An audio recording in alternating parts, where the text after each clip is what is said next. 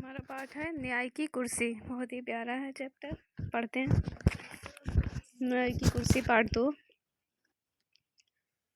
उज्जैन की प्राचीन और ऐतिहासिक नगरी के बाहर एक लंबा चौड़ा मैदान था। यहाँ वहाँ टीले थे। एक दिन लड़कों का एक झुंड वहाँ खेल रहा था। एक लड़का कूदता भागता एक टीले पर चढ़ गया। अचानक वह ठोकर खाकर गिर पड़ा। उसने इधर उधर देखा कि किस चीज से ठोकर लगी है। उसको एक बड़े चिकने पत्थर के अलावा और कुछ नहीं दिखा। वह उठकर गया और अपने मित्रों को बुलाकर वह शिला दिखाई। फिर शान से उस पर बैठकर बोला, यह सिंहासन है मेरा, मैं राजा हूँ और तुम सब मेरे दरबारी। तुम अपनी अपनी फरियाद लेकर आओ, फिर मैं उनका फैसला करूँगा। ये देखो बच्चे बैठे हुए हैं। ये बैठा हुआ है वो बच्चा जो शिला से टकरा कर गिरा और राजा बन के बैठा हुआ है। ये दरबारी और ये जनता जो अपनी बात कहने आई है। दूसरे लड़कों को यह खेल पसंद आया। वे एक एक करके आते और कोई काल्पनिक फरियाद सुनाते। फिर गवाह बुलाए जाते, उनकी गवाही ली जाती। उसके बाद राजा बना हुआ लड़का उनसे सवाल करता और अपना फैसला सुनाता। इस खेल में उनको इतना आनंद आया कि वे रोज ही यह खेल खेलने लगे।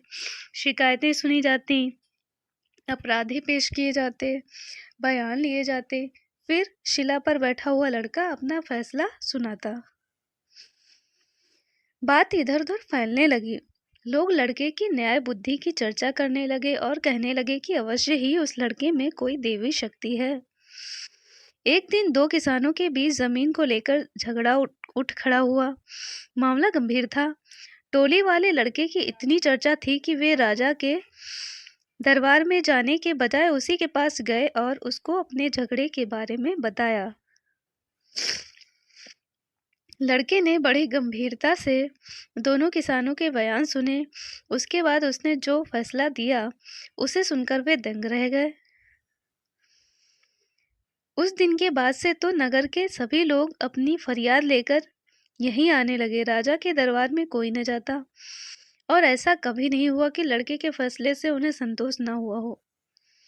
धीरे धीरे यह बात राजा के कानों तक पहुंची। उसको बहुत क्रोध आया। उसने गरज कर कहा, उस छोकरे की यह मजाल कि अपने को मुझसे अच्छा न्याय करता समझे। मैं इन किस्सों में विश्वास नहीं करता, मैं खुद जाकर देखूंगा। कितनी बढ़िया कविता मतलब कहानी है ना। ऐसा कहकर राजा अपने लाव लश्कर के साथ उस मैदान में पहुंचा जहां लड़के अपना प्रिय खेल खेल रहे थे। बड़ी देर तक राजा उनका खेल देखता रहा। वह स्तंभित रह गया। उसने अपने मंत्री से कहा, लड़का सचमुच बहुत बुद्धिमान है। इतनी छोटी उम्र में इतनी बुद्धि का होना आश्चर्य की बात है। इसकी न्याय बुद्धि के आगे तो बड़े बड़ों को लोहा मानना पड़ेगा। इतना इंटेलिजेंट बच्चा है वो, ऐसा समझ रहे हैं सारे अभी तो। उसी समय किसी ने राजा को बताया, लेकिन महाराज यह तो रोज वाला लड़का नहीं है, वह बीमार हो गया है। इस कारण कोई नया ही लड़का टीले पर बैठा है। यह तो और भी आश्चर्य की बात है। हो न हो पत्थर की इस कुर्सी में ही कोई चमत्कार है। मैं इसकी जांच करूंगा। राजा कह रहे ठीक है। कुर्सी कितनी सुंदर और शानदार है भाई साहब। राजा का इशारा पाते ही उस स्थान को खोदकर पत्थर को बाहर निकाला गया। राजा ने देखा कि वह पत्थर नहीं, बहुत ही सुंदर सिंहासन था। जैसा कि ये दिखाया गया बीच में, ये देखो बैठने के लिए कुर्सी जैसा ये सिंहासन है। कितना सुंदर है। ये क्या है? सिंहासन है। जब उस जगह को खोदा गया तो ये सिंहासन निकला। उस पर बहुत बारीक और खूबसूरत मूर्तियां खुदी हुई थीं। उसके चारों पायों पर 4 देवदूतों की मूर्तियां बनी हुई थीं। चारों ओर खबर फैल गई।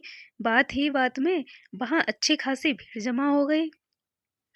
विद्वान पंडितों उसने बताया कि वह कोई ऐसा वैसा सिंहासन नहीं था, सदियों पुराना राजा विक्रमादित्य का सिंहासन था। राजा विक्रमादित्य अपने न्याय और विवेक के लिए बहुत प्रसिद्ध थे। राजा ने आज्ञा दी कि सिंहासन को ले जाकर राज दरबार में रख दिया जाए। उसने कहा, मैं इस पर बैठकर अपनी प्रजा की फरियाद सुनूंगा और उनका फैसला करूंगा। अगले दिन राजा दरबार में आया और सीधे उस सिंहासन की ओर बढ़ा। उस पर बैठने ही वाला था कि किसी की आवाज सुनाई दी, ठहरो। राजा ने रुककर चारों ओर देखा, कोई नजर नहीं आया। वह फिर सिंहासन की ओर बढ़ा, फिर इसी प्रकार आवाज आई, ठहरो। इस बार राजा ने आश्चर्य से देखा कि सिंहासन के एक पाए पर बनी मूर्ति बोल रही है। आश्चर्य की बात है ना, मूर्ति भी बोल रही है जो सिंहासन पर बनी हुई है। मूर्ति ने कहा, क्या तुम इस सिंहासन पर बैठने योग्य हो? क्या तुम्हें पूरा विश्वास है कि तुमने कभी चोरी नहीं की है? राजा ने लज्जा से सर झुका लिया। यह सच है कि हाल में ही मैंने अपने एक दरबारी की जमीन पर कब्जा कर लिया था, क्योंकि मैं उससे नाराज हो गया था। तब तो तुम इसके योग्य नहीं हो, मूर्ति ने कहा। तुमको 3 दिन तक प्रायश्चित करना होगा। यह कहकर मूर्ति अपने पंख फैलाकर आकाश में उड़ गई। राजा ने 3 दिन तक उपवास किया और प्रार्थना की। चौथे दिन वह फिर दरबार में आया। ज्यों ही सिंहासन पर बैठने लगा, दूसरी मूर्ति ने कहा, ठहरो। तुम विश्वास के साथ कह सकते हो कि तुम कभी झूठ नहीं बोले हो? तुमने कभी झूठ नहीं बोला? राजा सकपकाया। झूठ तो उसने किसी न किसी मुसीबत से बचने के लिए कई बार बोला था। राजा पीछे हट गया। दूसरी मूर्ति भी पंख फैलाकर आकाश में उड़ गई। राजा ने 3 दिन तक फिर उपवास और पूजा पाठ किया। तीसरी बार वह फिर सिंहासन पर बैठने के लिए आगे बढ़ा। हिचकिचाते हुए वह आगे बढ़ा। वह बैठने ही वाला था कि तीसरी मूर्ति ने पूछा, बैठने के पहले यह बताओ कि क्या तुमने कभी किसी को चोट नहीं पहुंचाई है? राजा पीछे हट गया। तीसरी मूर्ति भी अपने पंख फैलाकर उड़ गई। फिर 3 दिन तक उपवास और प्रार्थना करने के बाद राजा सिंहासन की ओर बढ़ा। उसके पैर लड़खड़ा गए, क्योंकि वो इतने दिनों से बैठने की कोशिश तो कर रहा था, बैठ नहीं पा रहा था, कहीं ना कहीं फंस जा रहा था, है ना। तो वो डर गया। अब डरते डरते बैठ रहा, लड़खड़ा गए हैं उसके पैर। चौथी मूर्ति ने कहा, ठहरो। जो लड़के इस सिंहासन पर बैठते थे वे भोले भाले थे। उनके मन में कलुष नहीं था। कलुष नहीं था मतलब कोई मैल नहीं था, ठीक है। वो किसी के बारे में गलत नहीं भावना गलत नहीं रखते थे। किसी को कष्ट पहुंचाने जैसा काम नहीं किया था उन्होंने कभी, ठीक है। जैसे आप छोटे बच्चों कक्षा 5 के, वैसे ही वो छोटे छोटे बच्चे थे।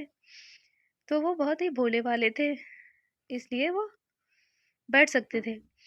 अगर तुमको विश्वास है कि तुम इस योग्य हो तो इस सिंहासन पर बैठ सकते हो। राजा बड़ी देर तक सोचता रहा, फिर उसने मन ही मन कहा, अगर एक लड़का इस पर बैठ सकता है तो भला मैं क्यों नहीं बैठ सकता हूँ। मैं राजा हूँ। मुझे ज्यादा धनवान, बलवान और बुद्धिमान भला मुझसे ज्यादा धनवान, बलवान और बुद्धिमान भला और कौन होगा। मैं अवश्य इस सिंहासन पर बैठने योग्य हूँ। देखो, अभी भी उसने अंदर की बात नहीं की है, दिखावे में है। वो धनवान कह रहा है, बलवान कह रहा है, बुद्धिमान कह रहा है। राजा, ये देखो सिंहासन भी उड़ गया राजा की सोच के चक्कर में। यह कहकर राजा सिंहासन की ओर दृढ़ कदमों से बढ़ा। उसने कहा, अब तो मैं बैठकर ही मानूंगा। राजा ने ऐसा सोचा। लेकिन उसी समय चौथी मूर्ति पंख फैलाकर सिंहासन समेत आकाश में उड़ गई।